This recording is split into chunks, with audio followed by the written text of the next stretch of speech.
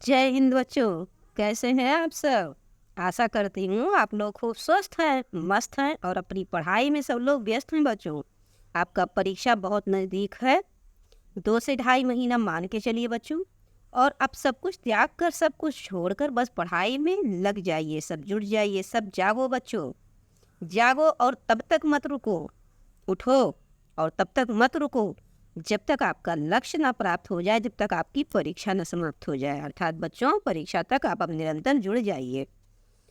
तो आइए बच्चों, आप जुड़े हुए हैं लक्ष्य हिंदी क्लास चैनल बाय किरण मैम के साथ। इस चैनल के माध्यम से बच्चों हम कक्षा 9, 10, 11 और 12 के बच्चों को हिंदी का जो पाठ्यक्रम है, उस संपूर्ण पाठ्यक्रम को क्रम वाइज एक एक करके आपको डे बाय डे निरंतर प्रोवाइड कर रहे हैं बच्चों।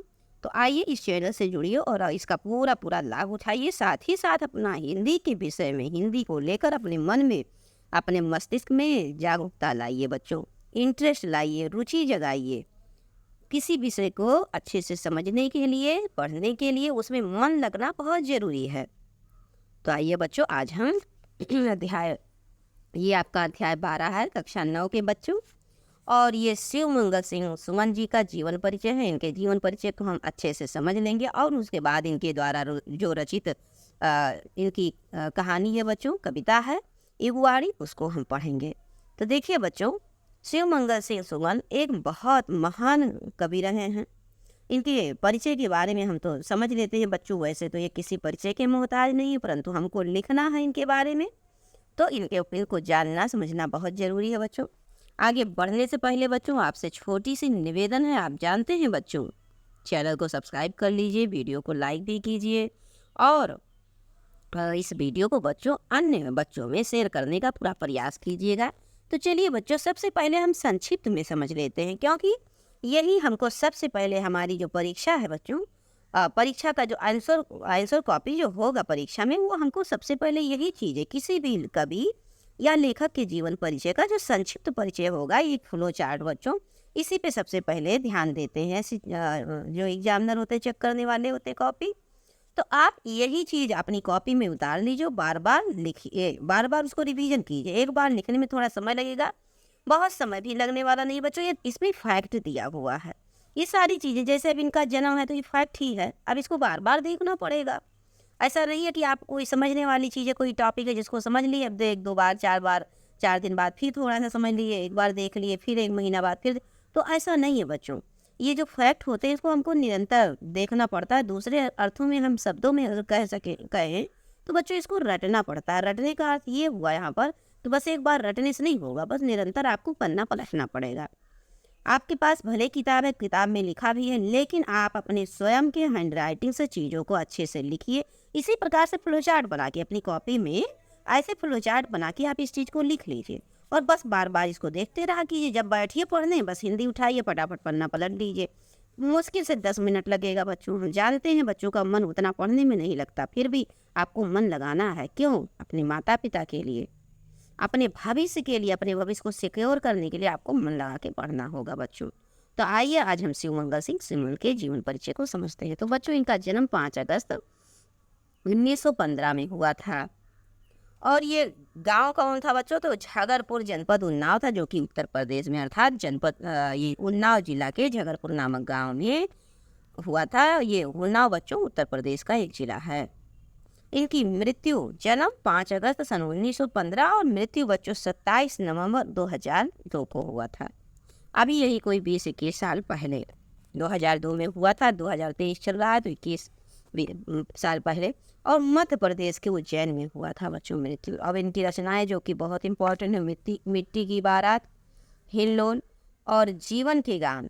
तो ये 3 आप एकदम बार बार रट लीजिए। हिल्लोल, जीवन के गान, जीवन के गान, हिल्लोल है। मिट्टी की बारात जा रही है, उसमें हिल्लोल है। हिल्लोल अर्थात सब लोग हिल हिल के नाच रहे हैं, और जीवन के गान गाते हुए मिट्टी के बारात में सब लोग हिल हिल के नाच रहे हैं। ऐसे आप याद करिए कि मिट्टी की बारात में सब लोग हिल हिल के जीवन के गान गा रहे हैं और नाच रहे हैं। अब बच्चों, इनको पुरस्कार बहुत सारे मिले हुए हैं, बहुत सारे। देखिए, कई पुरस्कार मिले हैं, कम से कम आपको 2 तो 3 याद ही करना पड़ेगा। तो देखिए बच्चों, पुरस्कार में 1958 में देव पुरस्कार इनको प्राप्त हुआ। 1947 में बच्चों 58, क्षमा करें, 74 में सोवियत भूमि नेहरू पुरस्कार मिलता है। फिर 74 में ही साहित्य अकादमी पुरस्कार इनको मिलता है। और फिर 74 में ही बच्चों इनको पद्मश्री पुरस्कार भी मिलता है। 1993 में शिखर सम्मान मिलता है। 1993 में ही भारत भारती पुरस्कार, जो कि उत्तर प्रदेश का है, ये भी इनको प्राप्त होता है। और फिर 1999 में दोबारा पद्म भूषण पुरस्कार। यहाँ पर 74 में बच्चों पद्मश्री, और फिर ये पद्मश्री से थोड़ा बड़ा होता है पुरस्कार, पद्म भूषण पुरस्कार। तो ये भी इनको, तो अब देख रहे हैं कि कितने सारे पुरस्कार इनको मिल रहे हैं। तो यही चीज़ें बच्चों अब आपको विस्तार से भी इनके बारे में हम पढ़ लेते हैं, क्योंकि विस्तार से पढ़े रहेंगे, कहानी के माफिक दिमाग में ध्यान से सुने रहेंगे, तो क्या होगा कि जब इनका परिचय आएगा लिखने को बच्चों, तो हम 1 से 2 बार इसको आप सुन लेंगे। उसके बाद ये जो फ्लो चार्ट हमने बताया इसको कॉपी में उतार लेंगे। अब इसी को आप बार बार रिविजन करते रहिएगा। परीक्षा के समय जाते हुए जब भी आप जाएं तो फिर इसको डाउनलोड करके सर्च कर लीजिए। लक्ष्य Hindi classes by Kiran ma'am करके सर्च करेंगे, आपका आ जाएगा तुरंत। और उस डिस्क्रिप्शन बॉक्स में जाएंगे और आप देखेंगे क्लास 9 से प्ले लिस्ट डाउनलोड रहेगा, पद खंड करके यूपी बोर्ड। बस आप उसी पे देख लीजिएगा 1-2 बार, और 4-5 लेखक को देख लेंगे बच्चों, इम्पोर्टेंट। तो बस आपको हम इम्पोर्टेंट भी पढ़ा देंगे। परीक्षा आने दीजिए तो हम आप ये सब याद किए रखिए, पढ़े रहिए। अब जब परीक्षा आएगा तो 4 से 5 में आपको इम्पोर्टेंट हैंड रिटन में लिखवा देंगे। तो चूंकि पहले से पढ़े रहेंगे तो 1-2 बार पढ़ेंगे तो फिर उसी तरह से आप लिखाएंगे। तो चलिए बच्चों, इनके जीवन परिचय को हम विस्तार से समझ लेते हैं। शिवमंगल सिंह सुमन, इनका जन्म 5 अगस्त। अब वही चीज़ बच्चों विस्तार से लिखा रहेगा, तो आपकी आधी कॉपी तो ऐसे ही भर जाएगी इसी टॉपिक को जो फ्लो चार्ट में रहेगा। सन 1915 ईस्वी को ग्राम झगरपुर, जिला उन्नाव, उत्तर प्रदेश में हुआ था। इनके पिता का नाम ठाकुर साहब बख्श सिंह था, और सुमन जी ने अधिकांश रूप से बच्चों रीवा, ग्वालियर आदि स्थानों में रहकर आरंभिक शिक्षा से लेकर कॉलेज तक की शिक्षा प्राप्त की थी। अब देखिए बच्चों, इनका जो फ्लो चार्ट है यहाँ पर पिता का नाम नहीं लिखा हुआ है, तो आप अपने मन से अलग से यहाँ पर ऐड कर लेंगे बीच में पिता का नाम, क्योंकि अब ये भी बराबर आप रिवीजन करते रहेंगे, और नहीं तो इसको तो बार बार पढ़ेंगे नहीं जो विस्तार से रहेगा। तो यहाँ पर आप ऐड कर लेंगे क्या, पिता का नाम ठाकुर साहब बख्श। यहाँ पर हम आपके लिए लिख देते हैं बच्चों, ठाकुर साहब बख्श, ठाकुर साहब बख्श, ऐसे समझ रहे हैं। बस इस चीज़ को ऐसे आप लिख लीजिएगा, जो इम्पोर्टेंट चीज़ें हैं बस उसको फ्लो चार्ट में आप ऐड कर लीजिएगा, और वो चीज़ें लिख देंगे। आपको एग्जाम में पूरी तरह से समझ जाएंगे कि बच्चा बराबर निरंतर पढ़ने वाला है और पूरा नंबर मिलेगा, क्योंकि ये सारी चीज़ें फैक्ट है बच्चों, और ये जब निरंतर पढ़ेंगे तभी याद होगा। तो आइए अब हम आगे बढ़ते हैं। हमने समझ लिया इनकी शिक्षा दीक्षा के बारे में, इनके जन्म के बारे में, और इनके पिता जी के बारे में भी इनका नाम जान लिया। अब आगे थोड़ा इसे ऊंचाई, आगे चल के शिक्षा ये कैसे क्या प्राप्त करती है भी देख लेते हैं, क्योंकि इतना सारा सम्मान मिला है तो ऐसे तो नहीं मिला होगा बच्चों, शिक्षा के बल पर ही मिला होगा। इन्होंने अध्ययन किया, गहन अध्ययन किया, निरंतर पढ़ाई की मन लगा के, और तब बाद में रिजल्ट क्या हुआ बच्चों, आप ये देख रहे हैं ना, ये पुरस्कार इनको, ये पुरस्कार शिक्षा के बल पर मिलता है, ऐसे नहीं मिलता। शिक्षा, परिश्रम, लगन, धैर्य और विश्वास के साथ पढ़ाई करना, समय देना। तो चलिए अब आगे बढ़ते हैं। ये देखिए, सुमन जी ने अधिकांश रूप से रीवा, ग्वालियर आदि स्थानों में, रीवा और ग्वालियर मध्य प्रदेश में पड़ता है बच्चों, आदि स्थानों में रहकर आरंभिक अर्थात शुरुआत की शिक्षा से लेकर कॉलेज तक की शिक्षा प्राप्त की। और तत्पश्चात 1940 ईस्वी में इन्होंने काशी हिंदू विश्वविद्यालय से बच्चों, बनारस में, जो वर्तमान बनारस है, वहाँ स्नातक अर्थात BA के बाद जो परीक्षा होती हिंदी विषय से उपाधि प्रथम श्रेणी में उत्तीर्ण के बच्चों। उस समय की बात है, प्रथम श्रेणी में, जब कोई डिजिटल समय नहीं था, कोई शिक्षक उतना पढ़ाने वाले विशेष नहीं थे, स्कूल ही एक सहारा था। आज वर्तमान में तो आप घर बैठे कितना अच्छा पढ़ाई कर सकते हैं। अगर विद्यालय नहीं जा रहे हैं कोई कारणवश, आप घर बैठे पढ़िए बच्चों, और फर्स्ट डिवीज़न आप आइए, प्रथम श्रेणी आप भी आ सकते हैं, क्योंकि वर्तमान में सारी चीज़ें डिजिटल हो गई और हर चीज़ घर बैठे हमको प्रोवाइड हो जा रही है। चलिए, सन 1942 में क्या करते हैं, सन 1942 ईस्वी में इन्होंने विक्टोरिया कॉलेज में हिंदी प्रवक्ता के पद पर कार्य करना प्रारंभ कर दिया। सन 1948 ईस्वी में माधव कॉलेज उज्जैन में हिंदी विभागाध्यक्ष भी बने। 2 वर्षों के पश्चात 1950 में इनको हिंदी गीत काव्य का उद्भव विकास और हिंदी साहित्य में उसकी परंपरा शोध प्रबंधन पर काशी हिंदू विश्वविद्यालय ने डी लिट की उपाधि भी प्रदान की। देखिए बहुत सारी चीजें मिल रही हैं इनको। आपने अर्थात शिवमंगल सिंह सुमन जी को 1954 से 56 तक होलकर कॉलेज इंदौर में हिंदी विभागाध्यक्ष भी चुना गया और वो सुचारू रूप से कार्य इन्होंने वहाँ पर भी किया। और सन 1956-61 तक नेपाल स्थित भारतीय दूतावास में सांस्कृतिक और सूचना विभाग का कार्यभार भी इनको सौंपा गया। देखिए बच्चों कितनी बड़ी बात है। अब थोड़ा सा हम इसको चीज़ों को छोटा करना पड़ेगा। आप ध्यान से बस सुनने पर फोकस कीजिए बच्चों, और हम हैंड रीडर आपको चीज़ें प्रोवाइड करेंगे आपकी परीक्षा के दृष्टि से। लेकिन पहले से आपको ये जानकारी होनी चाहिए, ये डिटेल आपको जानना ही पड़ेगा, तभी आप कोई भी चीज़ अगर आपको थोड़ा सा लिखना है तो उसके बारे में जब हम विस्तार से जाने रहते हैं तो परीक्षा के समय में क्या होता है बच्चों, छोटी छोटी चीज़ें मिलाकर कुछ दिमाग में चीज़ें आती रहती है और हम लोग लिखते रहते हैं। तो ये जो फैक्ट है इसको बार बार देखते रहने से दिमाग में हमेशा के लिए छप जाती हैं चीज़ें। तो देखिए बच्चों सन 1961 से लेकर 68 तक इन्होंने क्या किया, तो माधव कॉलेज उज्जैन में वह प्राचार्य के पद पर भी कार्यरत रहे। और इन 8 वर्षों के बीच सन 1964 में वह विक्रम विश्वविद्यालय उज्जैन में कला संकाय के डीन तथा व्यावसायिक संगठन शिक्षण समिति एवं प्रबंधनकारिणी सभा के अध्यक्ष भी रहे। अब बच्चों देखिए आगे 1968 से लेकर 70 तक 3 वर्षों में सुमन जी विक्रम विश्वविद्यालय उज्जैन में कुलपति के पद पर भी रहे।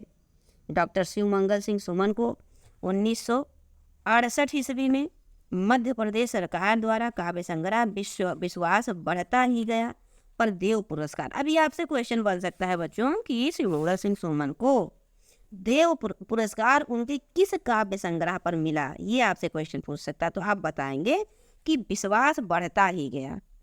क्या बताएंगे? विश्वास बढ़ता ही गया। चलिए इस पर ये देखें बच्चों, विश्वास बढ़ता ही गया।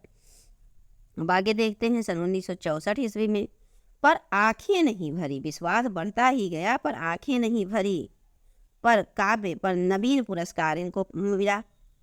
और फिर इनको सन 1973 ईस्वी में मध्य प्रदेश राजकीय उत्सव में सम्मानित किया गया। जनवरी 1974 में भारत सरकार द्वारा पद्मश्री की उपाधि भी विभूषित किया गया। और भागलपुर विश्वविद्यालय बिहार द्वारा 20 मई 1973 को बच्चों डीलिट की मानद उपाधि भी सम्मानित किया गया इनको। देखिए कितना सारा सम्मान प्राप्त हुआ। सन 1974 में इन्होंने सोवियत भूमि नेहरू पुरस्कार भी प्रदान किया गया इनको। 26 फरवरी 1973 में मिट्टी की बारात नामक काव्य संग्रह पर बच्चों सुमन जी को साहित्य अकादमी, ये भी क्वेश्चन बन सकता है कि शिवमंगल सिंह सुमन जी को साहित्य अकादमी पुरस्कार उनकी किस कृति पर मिला, तो मिट्टी की बारात पर मिला बच्चों। और फिर आपने अक्टूबर 1974 को नागपुर विश्वविद्यालय महाराष्ट्र में दीक्षांत भाषण भी दिया। मतलब शिक्षा दीक्षा के अंत में जो भाषण होता ऐसा भाषण भी उन्होंने दिया उस समय। कहाँ पर? महाराष्ट्र के विश्वविद्यालय में। पुनः 24 अप्रैल 1977 को राष्ट्रीय संग्रहालय नई दिल्ली में पंचम दिनकर स्मृति व्याख्यान माला के अंतर्गत भाषण के लिए आपको आमंत्रित भी किया गया। और सन 1975 में राष्ट्रकुल विश्वविद्यालय परिषद के लंदन विश्वविद्यालय स्थित मुख्यालय में कार्यकारिणी परिषद के सदस्य के रूप में इनको नियुक्ति भी मिली। देखिए बच्चों हर एक स्टेज पर हर 2, 3, 4 वर्षों में अलग अलग जगहों पर इनको सम्मानित किया गया, इनको नियुक्ति कार्यभार भी मिला। अब 17-18 जनवरी 1977 को भारतीय विश्वविद्यालय परिषद कोयम्बटूर बच्चों जो कि तमिलनाडु में पड़ता है, वहाँ पर 92वें वार्षिक अधिवेशन अध्यक्षता भी इन्होंने की। जो 92वां नंबर का वार्षिक अधिवेशन था किसका? ये जो जवाहरलाल नेहरू कांग्रेस पार्टी का, उस अधिवेशन में इन्होंने अध्यक्षता भी की। और फिर उसके बाद बच्चों 15 से 16 जनवरी सन 1978 को सौराष्ट्र विश्वविद्यालय राजकोट में भारतीय विश्वविद्यालय परिषद के 53वें अधिवेशन की अध्यक्षता भी की। फिर उसके बाद में नवंबर 2002 को शिवमंगल सिंह सुमन को 87 वर्ष की अवस्था में निधन हो जाता है। बच्चों देखिए 87 वर्ष में इन्होंने कितनी सारी उपाधि ग्रहण की, कितने सारे सम्मान, कई जगहों पर नियुक्ति मिला। क्यों बच्चों? ये शिक्षा का प्रताप है। इसीलिए आपको बार बार समझाते हैं कि पढ़ते रहिए, थोड़ा थोड़ा पढ़िए पर पढ़ते रहिए। और यही रीज़न है बच्चों, यही उद्देश्य हमारा है कि आप में निरंतरता हो। निरंतरता बच्चों, कंटिन्यूटी, बराबर। जैसे हमारे सालों में 365 दिन होते, महीनों में 30-31 दिन होते, तो आप उस 30-31 दिन को पढ़िए, भले कभी 2 घंटा, कभी 1 घंटा, और सारे विषय को लेकर चलिए। किसी को 20 मिनट, किसी को 15 मिनट, किसी को आधा घंटा, किसी को 1 घंटा, किसी को 2 घंटा, अपने परीक्षा के अनुसार। जैसे मान लीजिए आपकी परीक्षा भी 3-4 महीना है, तो आप चाहे हर विषय को आधा-आधा घंटा पढ़िए। परीक्षा आने वाला 1 महीना रह गया, आप हर विषय को 1-1 घंटा, सारी चीज़ों को जो पढ़ चुके हैं उसको रिवाइज़ करिए, जो नया पढ़ रहे हैं उसको पढ़ते रहिए। फिर बार-बार रिवीजन की जो बच्चों मल्टीपल बार, मतलब कई बार आप रिवीजन पर फोकस कीजिए। और सबसे पहले बच्चों, रिवीजन आप कैसे करेंगे? रिवीजन करने के लिए कुछ होना तो चाहिए क्या? आपकी खुद की हैंड रिटन का नोट्स। इसीलिए जब भी गुरु पढ़ाते हैं तो पहले लिखने की बात कहते हैं। इसीलिए जब हम कोई चीज़ पढ़ा रहे हैं तो आपको ऐसे, अब ये चीज़ आप थोड़ा थोड़ा करके लिख सकते हैं बच्चों। जैसे आपने फ्लो चार्ट लिख लिया, अब नीचे आपने लिख लिया जीवन परिचय। अब जो आपने अभी हमने शुरू में जो ये सारी चीज़ों को पढ़ाया, इसमें से आप थोड़ा थोड़ा करके, जैसे ये चीज़ आप मोस्ट इम्पॉर्टेंट हो गया, ये देखिए अब ये चीज़ आपको ज़रूरी है। फिर उसके बाद इनकी शिक्षा दीक्षा हो गई। पूरा नहीं लिख पा रहे हैं, कोई बात नहीं, पूरा ये इतना आप याद कर लीजिए, ये पूरा इतना आप लिख लीजिए अपने हैंड राइटिंग में। अब उसके बाद इनके बारे में और थोड़ा बहुत लिख लीजिए बच्चों, जैसे इनको साहित्य अकादमी पुरस्कार किस चीज़ पर मिला, और उसके बाद में विश्वास बढ़ता ही गया, उस पर कौन सा इसके लिए ऐसे थोड़ा सा ही इसको भी ऐसे लिख लीजिए, जहाँ तक संभव हो बच्चों थोड़ा थोड़ा लिख लीजिए। लेकिन ये जो इधर का बच्चों, ये मोस्ट इम्पॉर्टेंट, यही जीवन परिचय है। जीवन परिचय का मतलब क्या, कि उन्होंने शिक्षा दीक्षा, उनका जन्म कब हुआ, मृत्यु कब हुई, उनके माता पिता कौन हैं, कहाँ किस गांव में रहते थे, और उनकी शिक्षा दीक्षा शुरू से लेकर आखिरी तक कहाँ कहाँ हुई, फिर आगे उन्होंने कौन सा कार्य किया, वो ये साहित्यिक परिचय में आ जाता है। अब आप साहित्यिक परिचय पढ़ेंगे तो उन्होंने क्या क्या कार्य किए अपने जीवन में, इससे रिलेटिव चीज़ें लिख देंगे। बस ज़रूरी नहीं है कि ये जितना पूरा लिखा है बच्चों आप पूरा लिखें, लेकिन कम से कम इतनी चीज़ें लिखें जिससे चेक करने वाले एग्जामिनर को पता चले हाँ बच्चा बराबर पढ़ता है और चीज़ों को समझ रहा है। तो देखिए बच्चों, ऐसे आपको लिखना है। अब आपको ऐसे थोड़ा थोड़ा लिख लेंगे, उसके बाद में आप इसको बार बार रिवीजन करते रहिए। रिवीजन मोस्ट इम्पॉर्टेंट है, जितनी बार आप रिवीजन करेंगे उतना मैक्सिमम अंक आप प्राप्त कर सकेंगे। क्योंकि बच्चों ये हमारा दिमाग है, चीज़ें कैप्चर करने की जितनी शक्ति है उतना ही भूलता रहता भी है। जैसे आपने एक विषय पढ़ लिया, फिर दूसरे पढ़े तो ये पहला विषय दिमाग से उतर जाता है, आप तुरंत फिर याद करेंगे नहीं आएगा। और लेकिन इसको मल्टीपल बार बार रिवीजन करते रहेंगे 1 महीना 15-20 दिन में, तो जब आपको मान लीजिए इनको 1 महीना रिवीजन कर लिए, अब आप जब भी आपका नाम आया इनका श्रीमंगल सिंह सुमन का, तुरंत इनकी कुछ कविताएं, इनका जन्म, इनके माता पिता, जन्म स्थान, चीज़ें फटाफट फटाफट आपके दिमाग में आएंगी। क्यों? क्योंकि आपने मल्टीपल टाइम इसको बार बार पढ़ा, बार बार रिवीजन किया। तो बच्चों सफलता रिवीजन, सफलता का दूसरा नाम ही रिवीजन है। जितनी बार आप दोहराएंगे पढ़ेंगे आप सफल होंगे।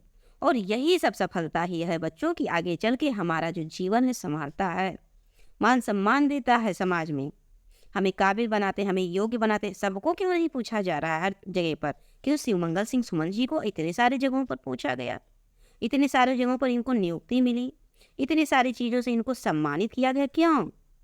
क्योंकि इन्होंने अपने समय में जब इनको पढ़ना था लगन से पढ़ाई किया, अध्ययन किया। बच्चों हम इसी तरह से आपको मोटिवेट चीज़ों को बता रहे हैं, शिक्षा के महत्व को बताना चाहते हैं कि आप जानें तभी तो आप पढ़ेंगे। अब आइए बच्चों आगे बढ़ते हैं, फिर समझते हैं आगे हिल्लोल। अब एक एक चीज़ें डिटेल में बताई गई हैं। मान लीजिए आप इनको नहीं लिख पा रहे, फिर भी ये रचना आपको लिखना जरूरी है। रचनाएं करके ऐसे आपने हेडिंग डाल दिया रचनाएं, तो अब रचनाओं में आपने 2-3 हेडिंग लिख, 2-3 रचनाएं कम से कम लिख दी। और 1-2 पे सम्मान भी मिला, जैसे मिट्टी के बारात पर इनको सम्मान मिला, अकादमी पुरस्कार, इसको लिख दिए। आपके जीवन परिचय में 4 चांद लग गया, साहित्य परिचय में सारी चीज़ें और सुंदर हो गई, बातें और क्लियर हो गई कि देखिए बच्चा काफ़ी मेहनती है, बहुत सारी चीज़ों को लिखा, और साथ ही साथ राइटिंग को भी सुंदर रखिए बच्चों। तो अब आपने देखा कि हिल्लोल पर इनको हमने कहा नहीं कि मिट्टी के बारात में सब लोग क्या जीवन के गान गा रहे थे हिल हिल कर, तो ऐसे भी आप याद कर सकते हैं। अब इसमें अब ये बच्चों कोई भी ट्रिक आप जब सुने तो उसको वहीं पर तुरंत किताब में ही चाहे पेंसिल से लिख लिया कीजिए। क्यों? क्योंकि जो ट्रिक दिमाग में आ जाता है वो बार बार नहीं आता, जब आप पन्ना पलटेंगे तो दूसरी बार कुछ और दिमाग में आएगा, तो इससे चीज़ें याद नहीं होंगी। अब ऐसे आप ब्रैकेट में करके ऐसे लिख लेंगे तो जब भी आप खोलेंगे तुरंत वो ट्रिक आएगा। आपका इनका रचनाएं याद हो गया ऐसे क्या कि जी कौन शिवमंगल से सुमन क्या कहते हैं, उनकी मिट्टी की बारात जा रही है और उसमें लोग हिल हिल कर जीवन के गान गा रहे हैं, बस हिल हिल कर हिल्लोल और जीवन के गान, जीवन हो गया तेल मिट्टी की बारात। अब देखिए बच्चों, इनको जीवन के गान, प्रलय सृजन और विश्वास बढ़ता ही गया। इन सभी संग्रहों की कविताओं में क्रांतिकारी भावनाएं हैं, मतलब देश की युवाओं को जागरूक करने की, अपने अधिकार के प्रति आंदोलन करने की भावना है, क्रांतिकारी भावना है। अर्थात कविताओं को पढ़ के कविताओं में पीड़ित मानवता के प्रति सहानुभूति भी दिखाया गया, पूंजीवादी के प्रति आक्रोश दिखाया गया, क्रोध दिखाया गया इन कविताओं में। बिंद हिमालय, इसमें देश प्रेम और राष्ट्रीयता की कविताएं हैं बच्चों, तो इतना आपको विस्तार से नहीं लिखना है, बस आपको रचनाएं अवश्य लिखनी पड़ेंगी। आंखें नहीं भरी, ये प्रेम गीतों का संग्रह है बच्चों। अब इसमें प्रेम की गीत हैं। मिट्टी की बारात पर सुमन जी को अकादमी पुरस्कार मिला, अभी हमने जिक्र किया, अपने फ्लो चार्ट में भी देखा। अब इसी तरह से चीज़ें आप याद रखेंगे। आगे थोड़ा सा और पढ़ लेते हैं। साहित्य से हमारे अब थोड़ा सा इसमें से भी आप लिख देंगे, आप नहीं ज़्यादा। तो देखिए बच्चों, सुमन जी प्रगतिवादी कवि के रूप में हमारे समक्ष अपनी काव्य रचनाओं के माध्यम से उपस्थित होते हैं और आपकी कविताओं में दलित, पीड़ित, शोषित एवं वंचित श्रम वर्ग का समर्थन किया गया है। बस आप इतना ही लिख देंगे, तभी ये मान्य होगा, समझा जाएगा। साथ ही साथ समन्वय रूप में पूंजीपति वर्ग तथा उनके अत्याचारों का खंडन भी अपनी रचनाओं के माध्यम से किया गया है। बस हो गया। और आगे देखिए बच्चों, सामायिक। अब इतना सारा लिखने के लिए इनकी सारी रचनाओं को हमको, मतलब पूरे जीवन परिचय को विस्तार से समझना सुनना पड़ेगा। तो सामायिक, उस समय सामायिक अर्थात वर्तमान समय में समस्याओं को, जो वर्तमान उनके समय में जो समस्याएं थीं का विवेचन उनकी कविताओं में का प्रमुख अंग रहा। अर्थात उन्होंने अपने कविताओं में जो सामाजिक समस्याएं थी उस वर्तमान समय के, समसामयिक समय के, तो उसको अपने कविता के माध्यम से वो बताते थे। और आपकी कविताओं में आस्था और विश्वास पर स्वर स्पष्ट रूप से दृष्टिगोचर होता है। आपने समाज की रूढ़िवादियों, परंपराओं तथा वर्ग जाति विषमताओं, भाग्यवादी विचारधारा का खंडन भी आपने किया। भाषा बच्चों, इनकी भाषा जीवन के समीप बहुत सरल और व्यवहारिक था, जिससे आम जनता आराम से पढ़े, चीज़ों को समझे। छायावादी रचनाओं की भाषा अलंकरण थी और दृढ़ता, अस्पष्टता व अवैधता आदि आपकी रचनाओं में नहीं है। अर्थात मतलब अलंकारिक नहीं, अलंकार नहीं भरे हैं और अस्पष्टता नहीं, एकदम स्पष्ट है। और क्या कहते हैं, इस प्रकार से इनकी रचनाओं में, जैसे छायावादी रचनाएं जो थी बच्चों, उनमें क्या था कि वो काल्पनिक ज़्यादा थी, प्रकृति चित्रण उसमें ज़्यादा था, लाक्षणिकता थी, प्रतीकात्मकता था। पर ये प्रगतवादी के विचार यहाँ पर देखिए बच्चों, ये प्रगतवादी कभी, ये भी एक प्रश्न आपसे प्रश्न बनेगा कि शिवमंगल सिंह सुमन किस युग के कवि हैं। प्रगतिवादी युग के कवि हैं। जनसाधारण में प्रस्तुत होने वाली भाषा का प्रयोग इन्होंने किया है। भाषा में उर्दू शब्दों का पर्याप्त प्रचलन मिला है। क्यों? क्योंकि उर्दू शब्द भी उस समय कुछ ज़्यादा प्रचलन में थे आम जनता में। सुमन जी ने अनेक नए शब्दों का भी निर्माण किया, जिन्हें हम 3 भागों में बांट सकते हैं: नवीन संधि शब्द और सरल सामाजिक योजना और देशज शब्द। भाषा को प्रभ विष्णु बनाने के लिए सुमन जी ने पुनरुक्त को अपनाया। शैली, सुमन जी की शैली में ओज और प्रसाद गुण की प्रधानता है। अपनी रचनाओं में लाक्षणिकता का प्रयोग किया गया है।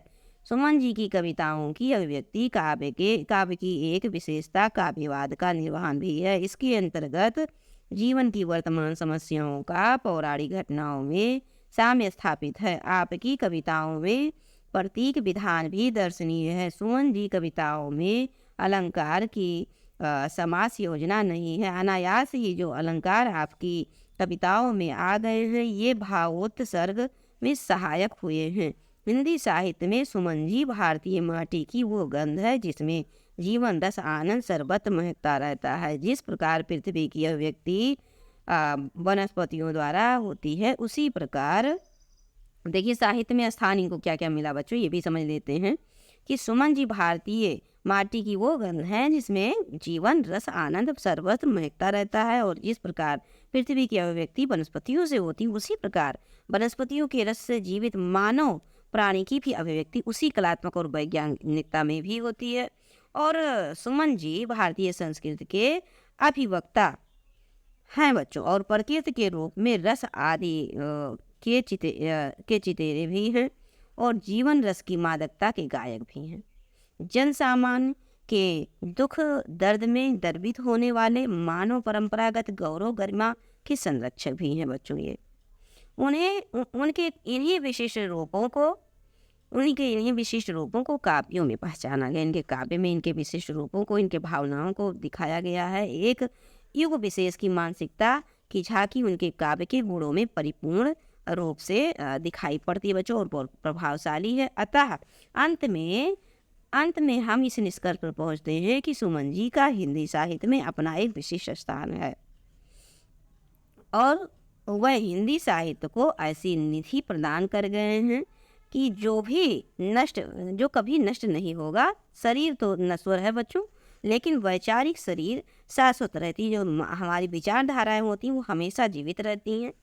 और देखिए, सुमन जी अपनी कृतियों के माध्यम से हिंदी साहित्य के प्रेमियों के मानस पटल पर सदैव नित नवीन मुस्कुराते ही रहेंगे। अब देखिए बच्चों, जो कविता हमको पढ़ना प्रस्तुत कविता युगवाणी के माध्यम से शिवमंगल सिंह सुमन ने मानवता के कल्याण की कल्याण की इच्छा व्यक्त की है, और उन्होंने श्रमिक एवं कृषक वर्ग को संबोधित करते हुए कहा है कि मैंने क्यारी क्यारी में तुम्हारे ही पद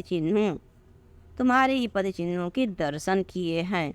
यहाँ पर देखिए बच्चों, और हमने परिश्रम से जो क्यारियां बोई थीं, उन पर बढ़ती हुई फसल आज भी तुम्हारे श्रमशील कदम झांकते दिखाई देते हैं।